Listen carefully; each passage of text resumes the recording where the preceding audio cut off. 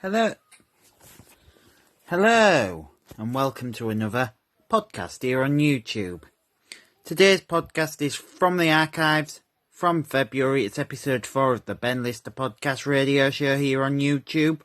I'm interviewing with the lovely Lucy Clark from BBC Radio Humberside, so here it is, and I'll see you for the wrap-up. BL out. Hello, and welcome to another podcast radio show. It's 2021. We are in lockdown. Welcome to episode 4 of 2021 of the Ben Lister podcast radio show here on Hull Kingston Radio 107.4 FM. And in previous episodes, we have had guests such as Stephanie Hurst and Sean Goldsmith. And last time we had broadcaster Patrick Billington. And many more are coming up on the show in the series. But today we are sticking to local presenters from Hull and Radio Humberside. It's the one, the only, the legendary Lucy Clark. Hello, Lucy. Welcome along. Hi, Ben. How are you? I'm great, thank you. I'm getting on with things today, so let's crack on, shall we? I am up for it. Bring it on. That's good. You ready to rumble? Absolutely. Yeah, ready and raring to go. I've been looking forward to this all week. Question 1. Where was your first job presenting on the radio? Well, my first job on the radio was for BBC Radio Humberside, and it was on the programme that I still do now to this day, Absolutely Clueless. That was my state of mind, and it's the name of the show. I think they named it after me, to be honest. It's our clue-solving treasure hunt programme that we do every Saturday morning on BBC Radio Humberside from 10 o'clock. And I say we because it's myself and my co-presenter, Andy Comfort. And my first ever job, it would have been the first Saturday in January 2017. That was my very, very first time. Not even just presenting, just being on the radio in general. And the way in which the show works is that one of us is in the studio, sort of driving all the buttons and doing all the faders and stuff.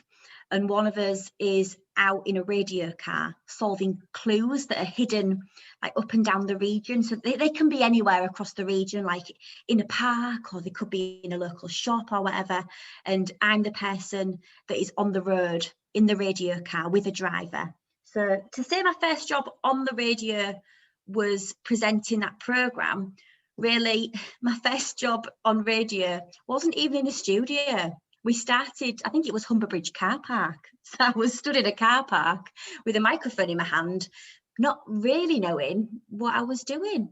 So yeah, that was day one. So nervous at the time. But no, we still do that programme to this day, and I absolutely love it. And that's, of course, the legendary Andy Comfort, from who's been there years. I know, this is it. Like, I'd never even met Andy Comfort before we started Absolutely Clueless. I'd only ever heard him on the radio. And to me, I thought, oh, wow, I'm going to be working with this man who, he really knows what he's doing. You know, he's been at this for years. You know, here's me just rocking up with a big gob and a Hull accent going, I've got the clue. I didn't really know how he would take to me. But now, you know, we're our 5th year into that programme now. And I feel like we've got some good banter. I was a bit nervous at first because he had so much experience. And to me, he was very professional and I just wasn't. But now we have a laugh and a joke and we have some good banter between us. So yeah, it is such a laugh. Did he give you any advice before you started? You know what? I don't think he did, you know. We didn't really know each other. I think before we went on air, he probably said, good luck, just have fun and you'll be great. But I'm sure he just said, have fun. And do you know what? Every single weekend, that is exactly what we do. We just have fun. So yeah, I think that was it. As I say, I listen to your show Absolutely Clueless because I listen to it from I've sometimes listened to it from my studio whenever we have guest servers, sometimes on the Saturday, and it's brilliant. I play along with you and Andy. I play along with you and Andy. Oh, well, thank you. Yeah, it's just a laugh, to say we go around the region solving clues. Well, why? What's the point? Like, some people might think, to people who don't understand the program, it seems like an absolutely bonkers concept, but you have to listen to it to understand it. It's just so funny. There's no rule book. We just have fun. We have a laugh. We never understand the clues ourselves. And yeah, for 3 hours a week, it's just good to just have a bit of fun. Question 2. How does being a broadcaster compare to any other job? Oh, wow. I'd say it's very different to any other job. Like, I came into this industry, I would say, quite late. There's people who have been, studying journalism and broadcasting for absolutely years. I came into this in 2017 at 29 years old, having done marketing jobs, sales jobs, and all sorts of officey type roles. This industry was completely new to me. So I would say that the main difference is that you can just be yourself. You're not in an office or business environment where you have to be very businessy and very professional. I mean, don't get me wrong, people that are very professional, but in what I do, you've just got to be yourself and make sure that people are able to maybe resonate with you and people can relate to you, and just have a laugh and have a decent personality, and yeah, just be able to get on with other people at a normal everyday level. I think communication and being able to connect with people is probably key. But in any other business role, like, you would put your business head on and maybe even a business voice. And in broadcasting, you don't have to do that. You can be yourself. Well, that's what I do anyway.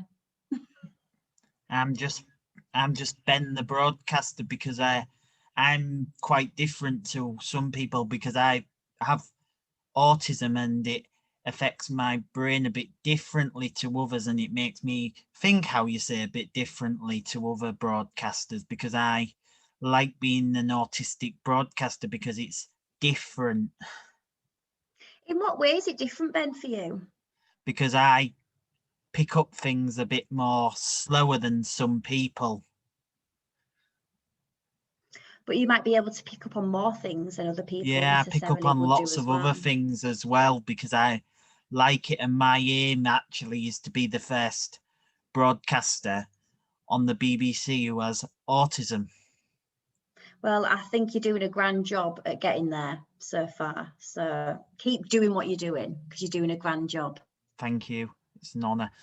What's made you go on the broadcasting path? My path in was a bit weird, I would say, because I didn't go to university, didn't study journalism, didn't study broadcasting or anything like that. I went to an open audition, and this was like, the BBC do these open auditions every now and again. So for you, I would say definitely keep your eyes open for stuff like this. It was back in 2017 when the BBC did this campaign, and it was to find somebody, a random member of the public, to become the face of Hull. And this person, whoever won through open auditions, would be reporting on Hull City of Culture events for 2017 through the radio and through Look North. So radio and telly as well. And I had it on the radio, I saw it on Look North, them advertising to say, right, this one day, come to Hull Truck Theatre in Hull, and you've got a minute to impress our panel of judges. It was a bit like rocking up and doing a Britain's Got Talent audition, because I thought, you know what, I'm just going to go for this and just see what happens. I've got nothing to lose. And for me, I've always been so passionate to be from Hull. Hull is my home, Hull is in my heart, and to have a job where you would promote the great things that were happening in your city, I just felt like that was right up my street. So that's why I went. And it was very much like a Britain's Got Talent audition. You had to queue up around Old Truck Theatre. Absolutely queue line, massive long line. I went home and had a bath, and I came back a bit later. In fact, I'd almost shut up shop when I turned up, because I came back quite late. And it was really late in the day. I remember it was dark. It might have even been like 7 o'clock at night, and there was just maybe 4 people left to see for the full day. And I went in. You had to stand on stage and give your 1-minute audition, and you had a panel of judges in front of you, each with like a buzzer, you know, like they do in Britain's Got Talent. So you had Peter Levy was there, Carl Wheatley, who was the breakfast show presenter at the time, he was there, the editor of Look North, the editor of Radio Humberside, and Keely Donovan as well, the weather presenter. And I just got up, and I used to do a lot of spoken word poetry.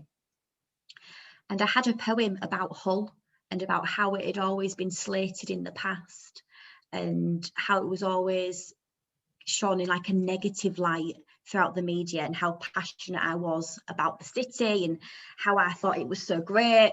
And so I got up and did my poem. I ran over my time, because you only had a minute. I ran over my minute, and in the end they had to say, "Stop, Lucy, stop, you know, you've gone on too long," which is, you know, a story of my life. I always go on too long.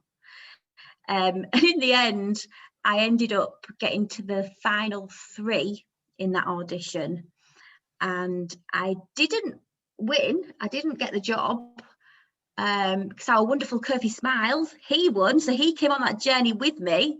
So that's why I feel like him and we know what it's like to come into this in a weird way, because we shared that journey together. But yeah, I came within the final 3. So off the back of that was how I ended up doing Absolutely Clueless, because that was And my first also, job. I think they did another audition, a similar one, a replication of that in 2019. I think they did, because they did the new Young Voices, I believe. That's it. So yeah, just like The Face of Hull in 2016, in 2019 they did it again in Grimsby, and that was again to find new voices, because that's what they're always trying to do.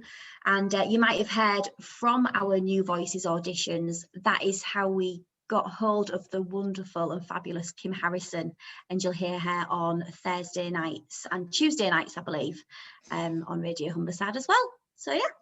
She's actually a good friend of mine now. Is she? Yeah, because we speak now and again, and I did a bit of recording for one of her shows a few weeks ago. Oh, did you? Yeah. Oh, good. Yeah, she's absolutely lovely, is Kim. But yeah, this is what I mean, is now and again they do like open auditions like that to find new people and to find new voices. You know, you don't always necessarily have had to have gone to university and studied for years and years. It's not always about that. So yeah, always keep your eyes and ears open. Question 4, what's Absolutely Clueless about? Oh, you're asking me, I still don't know. Basically, it's a treasure hunt on the radio, which I know sounds weird.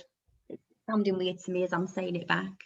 But we travel around the region in a radio car. This is pre-COVID restriction days. We would be in a radio car. And we've got 5 clues to solve, which are hidden right around the region. So we have a starting location. And it can be anywhere, like a train station, a shop, a pub, a park, a war memorial, you name it. And throughout the course of the 3 hours, we have to solve clues which will be hidden in other places. And we've got 3 hours to get there before the klaxon sounds. And we have like a countdown that tells us when that's it, time's up. And we have to have solved and got to all 5 destinations before that klaxon sounds. And some weeks we win and we do it, and other weeks we don't. You know, it's all taken very seriously in that we stick to the rules. There's no cheating. Andy Comfort and I, who presents the show with me, we genuinely have no idea where we're going. We turn up to work on a Saturday morning, not knowing what's going to happen. And that's what I probably get asked the most about Absolutely Clueless is, do you really not know where you're going? Well, no. And people can't believe it when I say it. No, honestly, I genuinely do not have a clue. They go, oh, you must know where you're going. And I don't. We genuinely have no idea. So it's up to Andy Comfort and I and the listeners. Between us, we have to solve all 5 clues and get to the last destination before the show finishes, usually at 5 to 1. But it's just so good, such good fun. It's so funny. Anything can happen, anything can go wrong, and quite often it does go wrong, and that's what makes it so funny. And we often go off on a tangent, and yeah, we just have a laugh. But since obviously things have been a bit strange over the past, well, almost 12 months now, for the majority of the past 11 months, we've actually had to do a virtual program. So instead of being physically out in a radio car, traveling to these destinations right around the region, we've had to do it virtually. So Andy will be in one studio, and instead of being out on the road with the driver, I will be inside another studio. And we have a virtual driver, which I know sounds weird, but it works. You know, we have a virtual driver who, as soon as we know where we're going to be going, they will work out using Google Maps in real time how long it would take us to get there. And then he lets us know when we're virtually there, and then we carry on the program as normal. So yeah, we're still virtually traveling around the region, but I must say I do miss getting out and about, because I think it's one of the few programs where we do get to visit and shine a little bit of spotlight on those tiny villages, hamlets, towns right across the region, because we and Arf cover some ground. And Jen, it's great to meet people on the road as well. I hope that sums it up. Yeah, as I say, if ever Andy needs a few weeks off or a week off, I never mind. When I'm all right to do so, if ever you want me to, I'd cover for Andy if ever he needs it for a week off, if ever he wants a week break or something. I'd happily cover for him. Do you know what? That program gets so stressful. I wouldn't be surprised if he needed like a week's lie down afterwards just to recover, because I sometimes do. It gets so stressful, honestly. But yeah, I don't mind ever covering for him if he needs it. Hey, if you can read a map, and if you remember to bring glasses, Andy always forgets his glasses, so he can never read the map. But yeah, I'm terrible at map reading, so that's why we always need someone who can read a map. But yes, Ben, I shall put in a word and see what he says. Obviously, I'd do it in the future, because I'm currently tied down to community radio at the moment. Oh, I know you've got other commitments right now, but yeah, maybe one day. In the future, maybe if Andy Comfort needs a week off or something, or a few weeks off, I don't mind stepping into the fold. You don't mind. Hey, you don't want to be doing his job. You want to come on the road with me. It's much more fun. Yeah, I prefer being in the studio. Fair enough. You win. What's the difference between your Saturday show and your Sunday show? I would say it's quite a big difference, really, because Saturday is Absolutely Clueless day. So I turn up to work and that's all I know. I know to come to work on a Saturday morning. I don't know what's going to happen. I don't know who I'm going to meet. I don't know who I'm going to be talking to. You just go with the flow, and it's completely random. But then my own Sunday programme, that's the one that I present on my own. So I do this every Sunday afternoon from 2 till 6. That one takes a bit more planning. I can't just rock up and go with the flow, because yeah, a little bit more thought and planning needs to go into that one. So my Sunday programme, sorry, Ben. I do like your Sunday programme as well as your Saturday programme. Thank you, me too.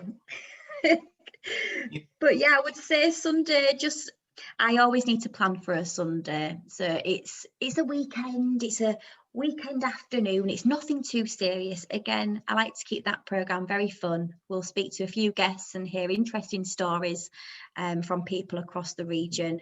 I do a pub quiz, which comes from an actual pub, because we're all missing going to those at the minute. So we have a bit of fun with a pub quiz, and just some good music and highlights from the week as well. So I'll make sure I give you the best bits that have happened on Radio Humberside throughout the week. So yeah, the main differences would be that as well, I get to actually sit in a studio and not be out and about on the road. So yeah, a bit more presenting involved on a Sunday afternoon. Saturday is, who knows, very random, go with the flow.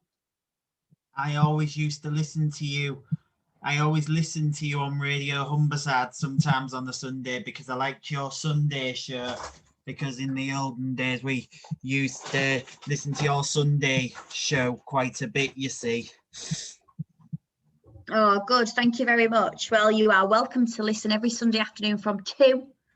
We'll chat Because to you there. Fiona's on before you, the lovely Fiona Mills. Yeah, so yeah, and that's good. And I get to see Fiona every Sunday as well, because she's on just before me. And yeah, it's always a delight to see Fiona. Her husband's my gaffer, so I better, her husband's. Oh, you behave yourself, yeah. Better behave myself, because her husband's Pete. You might have met Pete before. Of course I have. Lovely man. Lovely bloke is Pete. He's in charge of Hull Kingston Radio, so I better be well behaved. And he'll probably tell me off if I say any curse words or anything offensive on this programme, so. Well, we wouldn't do that, would we? That's it from me in part 1. Join me in a bit for part 2 when I chat to Lucy some more in a bit. Join me soon for part 2. See you then. Sorry, I'll just pause it. 1 second, pause it. Hello and welcome back to episode 4 of the Ben Lister Podcast Radio Show. Still here with broadcasting royalty Lucy Clark, here to ask her some more questions. You ready to rumble? Broadcasting royalty? Wow, it's the first time I've ever been called that. But yeah, I'm ready. I'll take it. Okay, let's resume. Question 6. What's your favourite part of presenting your own show or filling in for someone? Oh, I love presenting my own show, because basically I can put in there what interests me and what I think works. But I do like filling in for other people. So I've had the absolute honour of filling in for Fiona Mills on her Sunday programme.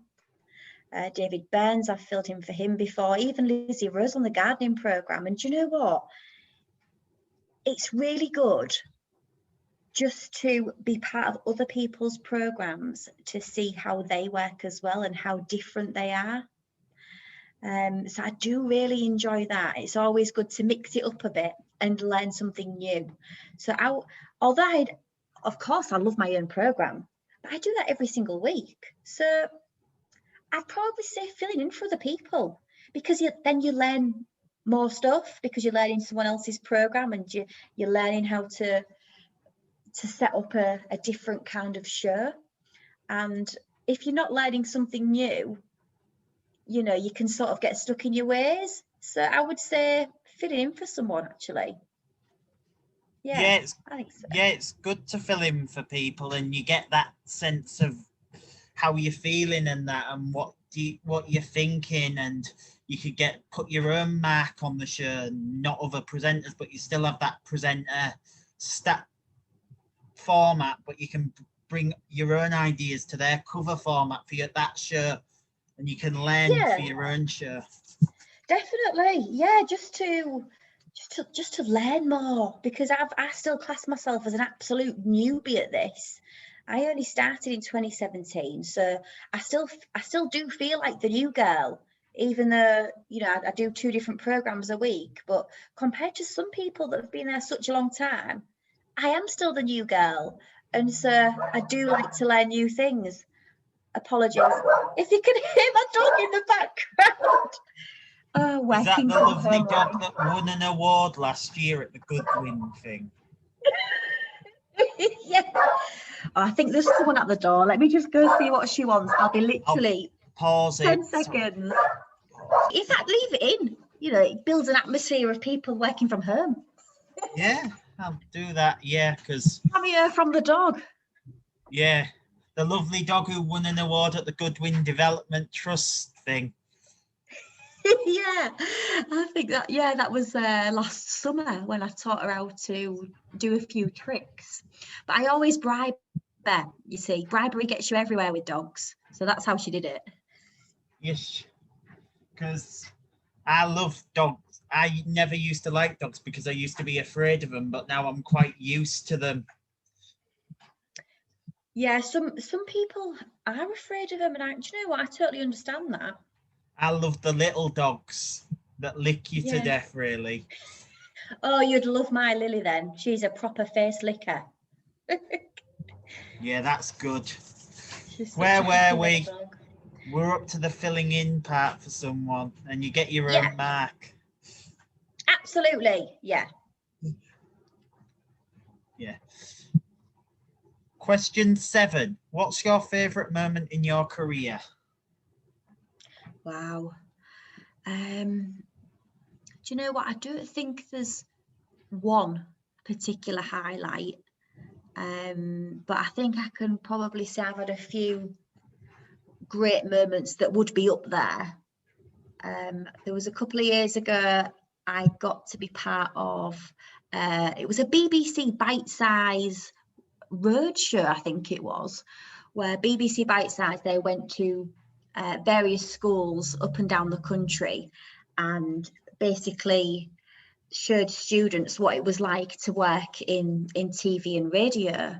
And I was lucky enough to be on the panel for one of their roadshows, and this particular one was at Frederick Gough School in Scunthorpe, and there was myself, Caroline Brocklebank, who is a reporter and journalist at Radio Humberside. There was Simon Spark, who does a lot of reports for Look North as well, and we were interviewed by, I can't remember who it was now, but it was, what was her name?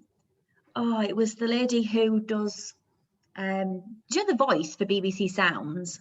Where you Yeah. hear, you're listening to BBC Sounds, da da da da, whatever it says. It was her. I can't remember her name off the top of my head. No, I can't as well. I feel so bad. But no, that was a really good thing to be part of, because it's not often that you actually get to sit down and talk about what you do.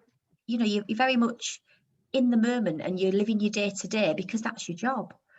But to then find yourself on stage in front of an audience of young people, telling them about what you do on a day-to-day basis, it gives you that opportunity just to sit back and realize, wow, actually, I've got a pretty cool job, you know. And to see all of these young people just staring at you like, wow, I want to do what you do, it makes you realize and appreciate what you're doing even more. So I feel like that was a really good moment. And before, like pre-COVID, I would say up there with my favorite moments has to be all of the outside broadcasts that we've done. And I do miss doing those so much. So doing things like doing a programme from the Lincolnshire show or the Yorkshire show or the Driffield show, doing outside broadcasts from the NEC in Birmingham when it's the camping and caravanning and motorhome programme. Any sort of outside broadcast I love, because I just like to be face to face to people. I love to meet people and I love to chat to people, which is why I do think I'm finding lockdown quite hard, because I'm a proper people person and I'm a hugger, Ben. I like to give hugs. When you covered for Phil White and you were in that cafe in Scunthorpe, I believe. Yeah, Back caffeine in the last dependent. Yes, 2 stuff years. like that. Getting to meet people and, you know, being outside, and especially like that one that you just mentioned, caffeine dependent. They've got the comfiest settees in there, you know, and just to be sat on settee, speaking to a lady about her life story live on air, every moment like that is a favourite moment. because I just think, how lucky am I to be sat doing this? And yeah, I really miss doing stuff like that. But hopefully it won't be much longer and we will be allowed back on the road. I hope so. How did you feel? Question 8. How did you feel after your first broadcast? My first one was absolutely clueless. That's not how I felt. That was the programme that I just did. Although I probably did feel like that as well. It was the first ever programme of its kind that had gone out for Radio Humberside. So it was a brand new programme, my first time on air presenting. And because it's a treasure hunt programme that we don't always win, it was the first show. We didn't win. So I don't know how I felt really. I just felt a bit like, was that okay? Did I do it right? What should I change? Because I'd never done this before. But because it was a new programme to Radio Humberside as well, I think everything was still so new. We're very much finding our feet. So I probably felt, to sum it up, confused. Bit like I'd been in a bit of a whirlwind and then it just dropped, do you know? And I don't know, just very much like, I want to listen to that back. I want to see how that was, because it was all so new to me and I didn't know how it had gone down. But here, we're now 5th year, so it can't have been that bad. I hope so. And you were working with Andy Comfort, who's a lovely man. Yeah, thank goodness for Andy Comfort. Yeah, he's a lovely bloke, and I listen to him on Drive sometimes, and he's good at that. And I sometimes send my requests to him on a Friday. Do you know what? Andy Comfort is absolutely brilliant. Not only because he's so good at what he does, because he's been doing this for a very long time now, and he's very professional. But there's another side to him, you know. When he's doing Drive Time and doing all these serious interviews, there is another side to Andy Comfort that you will witness if you listen to our programme on a Saturday, because that's the cheeky and the banter side of Andy Comfort that we get to see on a Saturday. But no, I think he's great. And also he used to do a bit of work. He used to do a lot of talks for Humberside Police as well, because a friend of mine who worked for Humberside Police said he used to give his time and talk to young policemen about journalism. Oh, really? I didn't know that. Someone who I know said he used to give a lot of time to Humberside Police to talk to the young police people about policing journalism and stuff. Oh, brilliant. Yeah, I didn't know that. And but how to... Good. Because he's a man who dedicates himself to other things at his time at Radio Humberside as well, because he's a unique broadcaster, a bit like your Bernsey, a bit like James Hogarth, James Picos, Curfy. Yeah. You know. Yeah, absolutely. Oh, good. Question 9. Who were your influences and heroes you look up to in your career? Oh, I would say growing up, I listened to a lot of Radio 1. But I think growing up, a lot of young people do. And that's not really the same sort of flavour as Radio Humberside. But growing up, and when you would listen to Radio 1, you would just love the way it was so conversational, and you felt like the presenters were your mates, even though you'd never met them before in your life. So I really liked that. In particular, well, now I really love Sarah Cox. I think she's one of my heroes, because she's just so normal. She's so funny, and I feel like she could be like my best pal. And we've never met each other. Maybe you could help us set this up, Ben. But yeah, I feel like Sarah Cox and I would get on. Yeah, I think you would. And also one of my heroes is, as I said before, Michael Parkinson, Terry Wogan, and now my new hero who I've listened to for years, Tony Blackburn. Oh, yes, Tony Blackburn. He's absolute legend. Do you know who else as well, though? I don't think you can go wrong with Ken Bruce. Ken Bruce is Popmaster, Radio 2. Look how long that's been going. What an absolute chap he is. Yeah. Absolutely love Ken Bruce. But yeah, growing up, I would say listening. I did listen to Radio 1 growing up, and yeah, I loved the conversation that they had, because you felt like you were in the room with the presenters. When I used to listen to it, it was when Chris Moyles was the breakfast show presenter. Do you remember that? He's good friends with Stephanie Hurst. Yeah, I've heard that as well. Because But they yeah, used to work at Radio Air together. Oh, really? I didn't know that. And there was a man as well called James Whale as well. Yeah. He now works for Talk Radio down in London. But yeah, I would say growing up and listening to Radio 1. But now, yeah, why not? Sarah Cox is my hero. I think she's brilliant. She works for Radio 2 now, I believe, and television a bit as well. Yeah, Radio 2 in an afternoon. I always listen to her when I'm making my tea. Yeah, because she does the 5 o'clock show, which was earned by Simon Mayer. Yeah, that's right. Believe. And they mixed because it up a bit, Simon Mayer now works for the Greatest Hits Bauer. I can't keep up, Ben. You know more than me. Because I have contacts in the industry, you see. I have a lot of contacts in the industry, and that's how I know things. But here, it's not what you know; it's who you know, innit? Yeah, because I read the stories behind the scenes, and I have a look at different things as well. And I'm trying to get Tony Blackburn to do one of these, but I don't think he will because he's quite a busy man. Yeah, well, you never know. You can only ask, you can only say no. Yeah. Question 10. What advice would you give to young aspiring broadcasters? Oh, I don't feel like I'm qualified to give advice, you know, because me getting into radio was a bit of a fluke. That's how I feel anyway. So advice might be different depending who you ask, but from me and through the way in which I got into radio, I would say keep your eyes and ears peeled for any potential opportunities to get your foot in the door, because that's what I did. I saw and heard an advert for an open audition and went for it. So I would say, yeah, keep your eyes and ears open for anything like that. Keep doing stuff like what you're doing, Ben. I think what you're doing with your podcast is brilliant. You're doing this all off your own back, and you know what? It won't be going unnoticed. So you keep doing what you're doing. I'm gonna make a prediction now. I'll probably get thingied for it, but I think Curfy Smiles will end up on Radio 1 in the end because he's got the Radio 1 potential.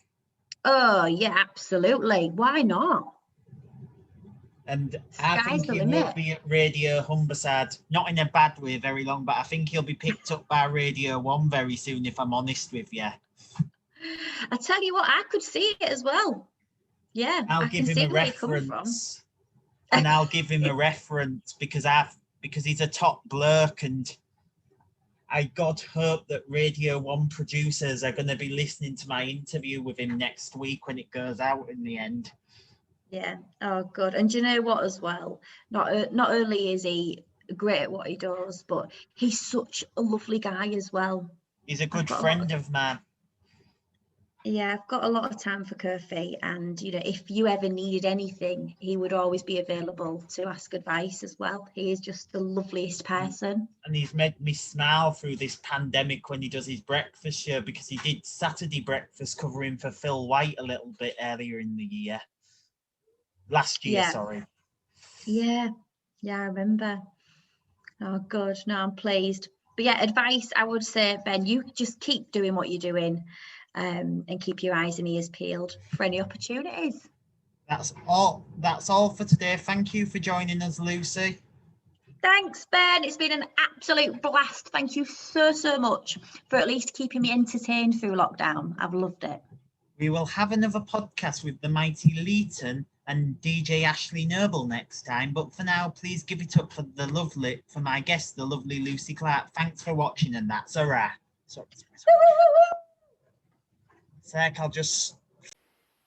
This is Ben Lister here. That was my interview with the lovely Lucy Clark from BBC Radio Humberside. Really hope you enjoyed it. Please subscribe, like whatever you do, dislike whatever. I don't really care, to be honest, because it's just a YouTube channel. So yeah, hope you really enjoy it. Yeah, and some voiceover stuff is already on there. So yeah, that's me, BL out, and that's a wrap. BL out, and I'll see you in the next video.